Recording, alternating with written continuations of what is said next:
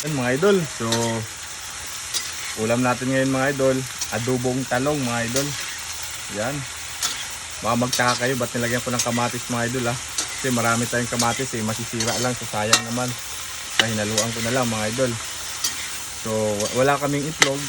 Trip ko lang na walang itlog. Pwede nyo rin lagyan naman ng itlog yung adobo nyo eh. Yan. So ito na yung mga idol, yung ulam natin. Bugha na ang bahawan ni mga idol. Masarap na to. Yun lang mga idol. Thank you.